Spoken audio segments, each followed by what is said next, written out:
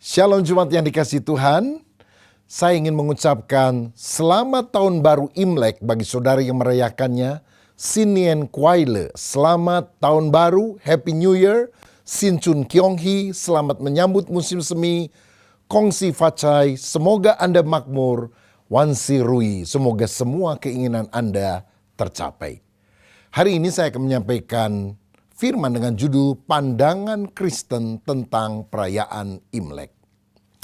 Saudara sekalian, Imlek adalah perayaan tahun baru tradisional Tionghoa yang dirayakan pada hari pertama di bulan pertama dari 12 bulan dalam kalender lunar Tionghoa, yaitu kalender yang berdasarkan peredaran bulan.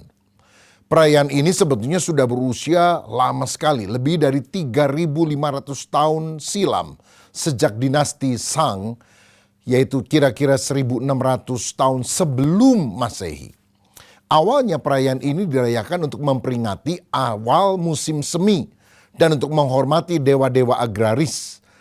Jadi ini bukan perayaan keagamaan Buddhis sebetulnya, tetapi tradisi yang dilakukan oleh orang Tionghoa selama berabad-abad, bahkan ketika kepercayaannya masih animisme.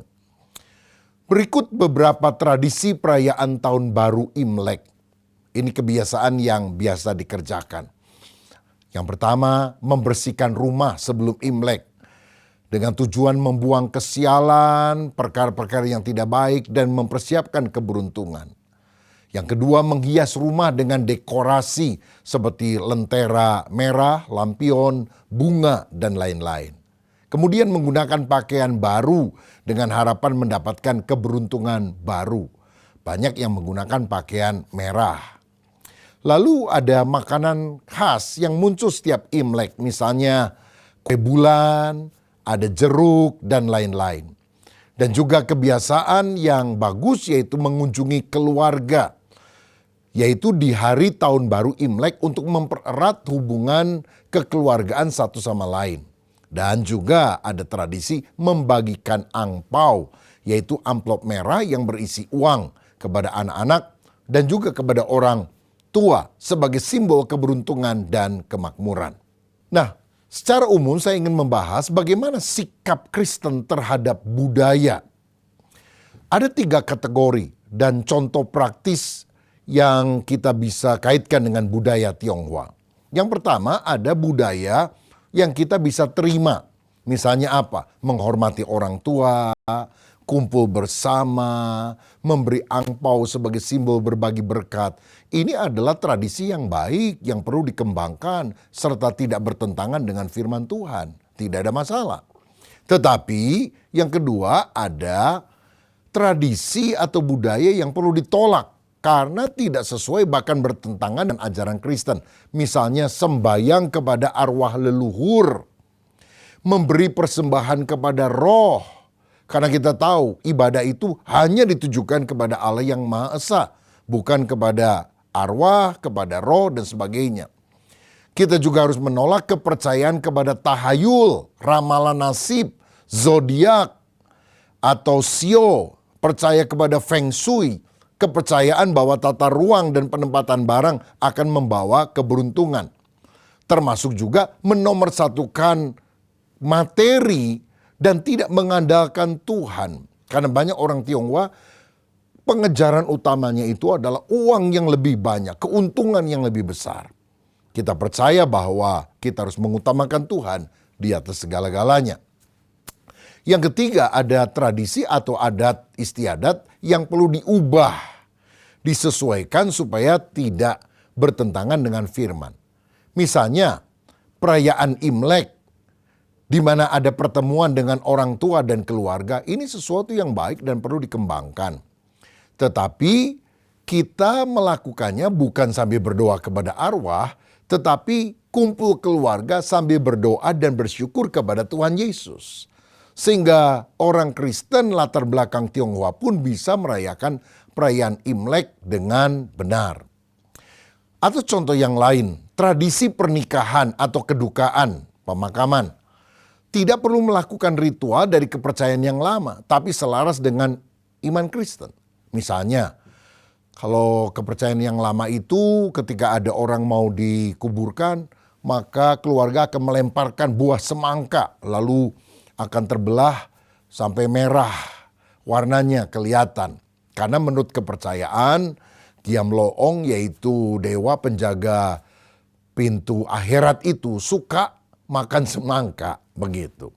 Nah, silakan dengan kepercayaan seperti itu bagi yang meyakininya. Tapi bagi kita percaya orang tidak masuk surga karena semangka memperlincin jalan tentu saja. Tetapi karena pengorbanan darah Yesus yang berwarna merah itu telah menyucikan dan membawa hidup kekal bagi setiap orang yang percaya kepadanya. Berarti ada tradisi yang perlu diubah, diberi makna yang baru. Nah, perlu saudara ketahui bahwa tahun 2025 Masehi ini, tahun ini, masuk sebagai tahun 2576 Konsili. Jatuh pada hari Rabu tanggal 29 Januari tahun 2025 beberapa hari yang lalu. Nah, pada tahun ini bertepatan dengan tahun ular kayu. Nah, ini berkaitan dengan Shio. Apa itu Shio? Shio adalah bagian dari sistem astrologi Tionghoa yang berputar setiap 12 tahun. Dengan setiap tahun diwakili oleh salah satu dari 12 hewan ini, yaitu tikus, kerbau, harimau, kelinci, naga, ular, kuda, kambing, monyet, ayam, lalu anjing dan babi. Sistem ini juga dikombinasikan dengan 5 elemen, yaitu emas, kayu, air, api, dan tanah. Tujuan Shio dalam budaya Tionghoa adalah untuk memberi ramalan atau penjelasan tentang sifat seseorang berdasarkan tahun kelahirannya, serta memprediksi keberuntungan di tahun-tahun tertentu. Jadi orang yang Shio-nya ini maka sifatnya adalah seperti A, B, C, D. Kalau Shio-nya lain maka sifatnya juga lain. Ada Shio yang Ciong, tidak cocok kalau menikah satu dengan yang lain. Nah, saudara-saudara, ini adalah kepercayaan-kepercayaan kuno yang tentu saja kita tidak perlu yakini, apalagi di dalam sudut pandang iman Kristen. Sebagai bagian dari budaya tradisional, Shio seringkali dikaitkan dengan kepercayaan animisme atau astrologi yang bertentangan dengan iman Kristen yang mengandalkan Allah sebagai satu-satunya sumber kehidupan dan pengharapan. Misalnya kalau kita baca dalam Alkitab Yesaya 47 ayat 13 dan 14, Alkitab berkata, "Engkau telah payah karena banyaknya nasihat. Biarlah tampil dan menyelamatkan engkau orang-orang yang meneliti segala penjuru langit, yang menilik bintang-bintang, dan yang pada setiap bulan baru memberitahukan apa yang akan terjadi atasmu. Sesungguhnya mereka sebagai jerami yang dibakar api, mereka tidak dapat melepaskan nyawanya dari kuasa nyala api. Api itu bukan bara api untuk memanaskan diri, bukan api untuk berdiam." Jadi orang Kristen tidak boleh percaya kepada ramalan-ramalan karena tafsiran astrologi terhadap rasi bintang dan sebagainya. Saudara, kita harus bedakan antara astronomi. Astronomi adalah ilmu secara ilmiah yang meneliti peredaran tentang bintang-bintang. Ya, ada planet-planet, Mars, Merkurius, Jupiter, Saturnus, dan sebagainya. Lalu bisa dilihat dengan teropong bintang seperti kalau di Indonesia di Bosca di daerah Lembang. Nah, itu adalah ilmu, saudara, tidak masalah mempelajarinya. Tapi kalau sudah astrologi itu adalah kepercayaan bahwa makrokosmos itu mempengaruhi mikrokosmos. Artinya peredaran planet-planet, bintang-bintang yang besar, yang makro itu mempengaruhi kehidupan yang mikro, kehidupan kita umat manusia. Dan itu berdasarkan Shio atau ada yang mendasarkan sebagai rasi bintang, zodiak. Dalam iman Kristen mengandalkan astrologi, ramalan atau Shio untuk menentukan keputusan hidup adalah bertentangan dengan pengajaran Alkitab. Pada prinsipnya, kita harus percaya kepada Allah yang berdaulat dan bukan kepada ramalan. Kita percaya bahwa Allah lah yang mengatur hidup manusia, bukan posisi bintang atau simbol hewan tersebut. Misalnya dalam Yeremia 10 ayat yang kedua, firman Tuhan berkata, Beginilah firman Tuhan, janganlah biasakan dirimu dengan tingkah langkah bangsa-bangsa. Janganlah gentar terhadap tanda-tanda di langit, sekalipun bangsa-bangsa gentar terhadapnya. Saudara, dari sini kita melihat Allah melarang umatnya untuk terlibat dalam ramalan, perbintangan, atau hal-hal yang serupa. Ada ayat lain dalam Ulangan 18 ayat 10 yang juga mencatat hal ini. Di antaramu janganlah didapati seorang pun yang mempersembahkan anaknya, laki-laki atau anaknya perempuan, sebagai korban dalam api. Ataupun seorang yang menjadi petenung, seorang peramal, seorang penelaah, seorang penyihir. Ayat 11. Seorang pemantra ataupun seorang yang bertanya kepada arwah atau kepada roh peramal atau yang meminta petunjuk kepada orang-orang mati. Sebab setiap orang yang melakukan hal-hal itu adalah kekejian bagi Tuhan. Dan oleh karena kekejian-kekejian inilah Tuhan Allahmu menghalau mereka dari hadapanmu. Nah saudara, jadi kalau ada orang yang meramal berdasarkan garis tangan, ini jelas kekejian bagi Tuhan. Tuhan tidak setuju dan tidak ingin kita melakukan hal itu. Pakai kartu tarot, melihat nasib, datang kepada dukun atau orang pintar, itu sesuatu yang Tuhan tidak suka. Tuhan akan murkai. Maka kita harus hidup berkenan kepada Tuhan. Sebaliknya kita harus menemukan identitas di dalam Kristus, bukan dalam sio atau ramalan zodiak. Alkitab berkata, jadi siapa yang ada di dalam Kristus, dia adalah ciptaan yang baru. Yang lama sudah berlalu, sesungguhnya yang baru sudah datang. Siapa kita di dalam Kristus? Kita adalah anak Allah. Kita adalah anak terang. Kita adalah saksi Kristus.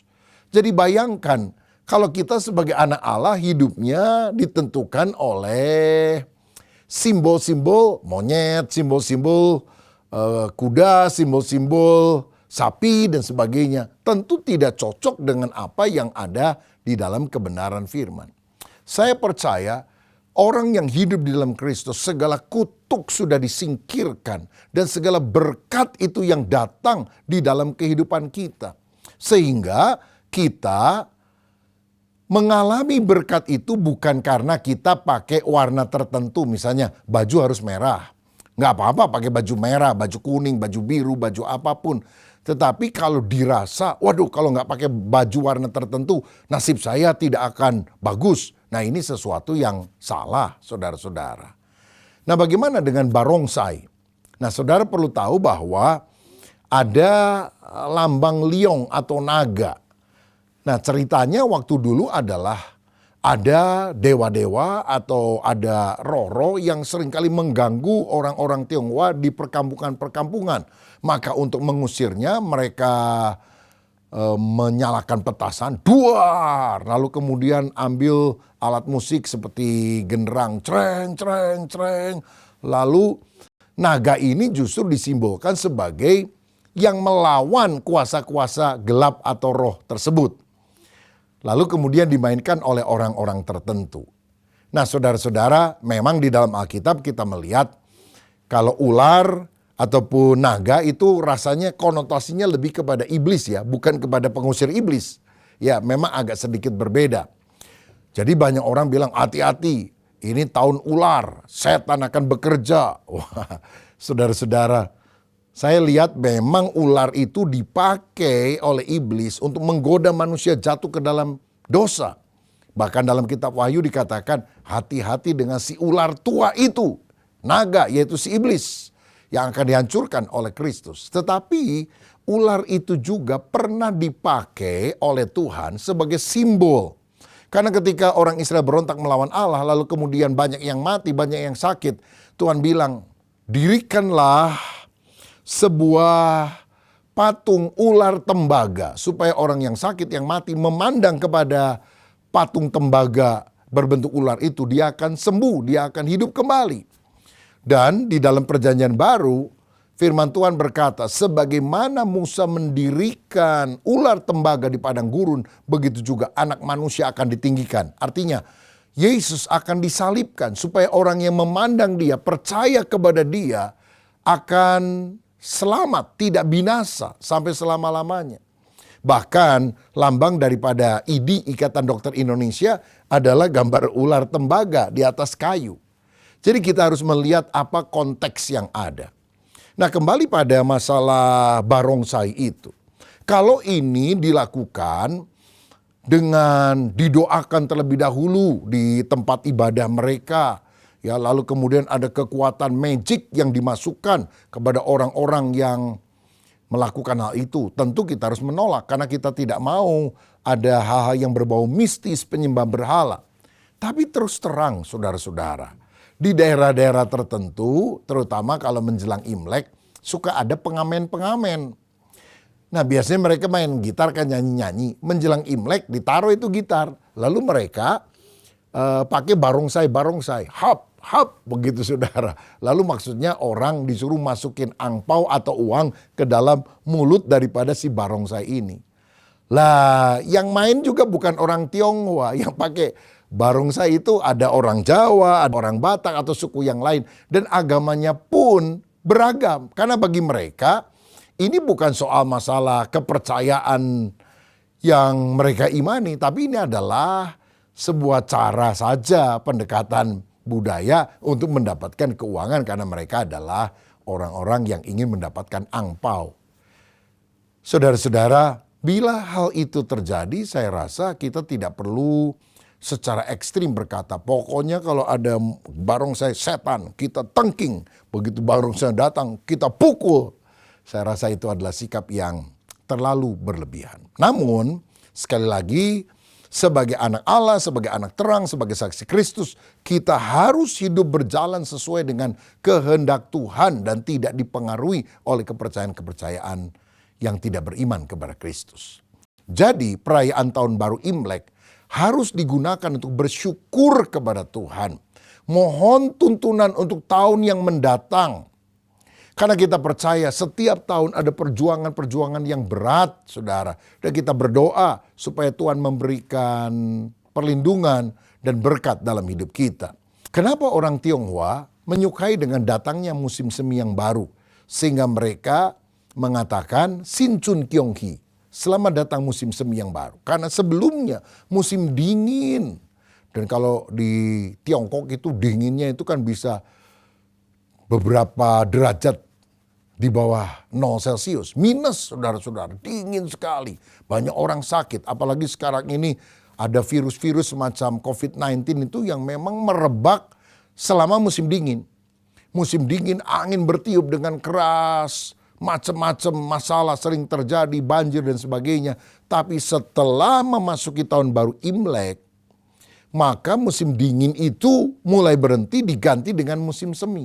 Ada pengharapan baru, ada sukacita yang baru. Makanya orang-orang juga merayakannya dengan sukacita karena ada pengharapan lebih baik dalam kehidupan. Nah, bagi kita pengharapan itu tentu hanya ada dalam Kristus Yesus.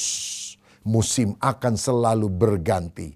Kasih Tuhan tetap abadi. Bukan musim yang menyebabkan kita beruntung, tapi Tuhan yang bekerja di dalam setiap season atau musim kehidupan. Nah, Imlek juga digunakan untuk mempererat hubungan kasih dalam keluarga. Jadi sangat baik kalau seluruh keluarga bisa kumpul karena kadang-kadang kesibukan kita di kota dimanapun membuat kita lupa terutama kepada orang-orang yang lebih lanjut usia, orang tua yang mungkin sudah sakit, mungkin tidak bisa bepergian jauh. Memang anak-anak apapun kesibukannya sangat baik kalau pulang ke rumah, ke desanya, ke kampung halamannya untuk beberapa saat, beberapa hari bisa bersama dengan anggota keluarga besar sehingga tali persaudaraan, tali kekerabatan, tali kekeluargaan itu makin indah. Dan bukankah menjalin hubungan kasih dalam Kristus adalah sesuatu yang sangat baik?